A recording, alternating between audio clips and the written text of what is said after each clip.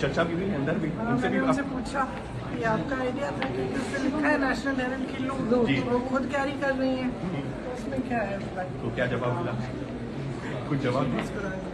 Okay, तो ma'am आपसे कहा कि जो ऊपर से बताया जाता है वो करती हैं, भाई अफसर कहते हैं अंदर ईडी की। मैम उनका कहना है ऊपर कि से मुझे तो लगता है कि प्रधानमंत्री जी के जो सलाहकार हैं कोई गलत सलाह दे रहे हैं उनको आजकल, क्योंकि पूरी जनता समझ रही है कि ये सब क्या है। जनता समझ रही है कि एजेंसीज का किस तरह मिसयूज हो रहा है, पूरी तरह से राजनीतिक है।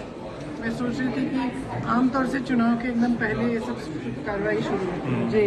तो अब आजकल क्या रीज़न है, यानी शायद उनको गलत सलाह मिल रही है, क्योंकि जनता सच्चाई देख रही है। देख रही है कि बार बार आप बुला रहे हो, फिजूल की बातों पे बुला रहे हो। ये कोई सवाल है मेरे पति से आप पूछ रहे हैं कि आपने 17 साल पहले अपनी माँ को 4 लाख रुपए क्यों दी जी, ये कोई सवाल है?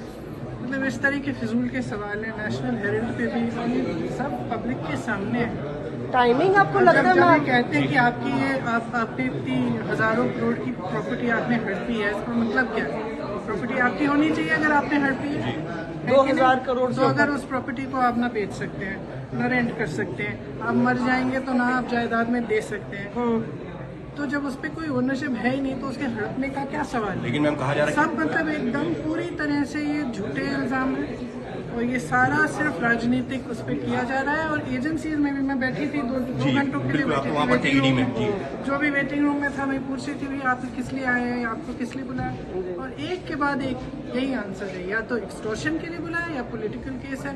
और जैसे ही आप बीजेपी में शामिल हो जाते हैं वो सारे केस मैम आपका कहना है कि एजेंसी का पब्लिक को मालूम है। मेरे ख्याल से प्रधानमंत्री जी को अपनी स्ट्रैटेजी रिवाइज करनी चाहिए, अब चल नहीं रही है। जाएंगी सोनिया गांधी, राहुल गांधी अगर बुलाया जाएगा समन जाएंगी? पूरी फैमिली जो है जब भी बुलाया जाता है पूरी तरह से कोऑपरेट करते हैं।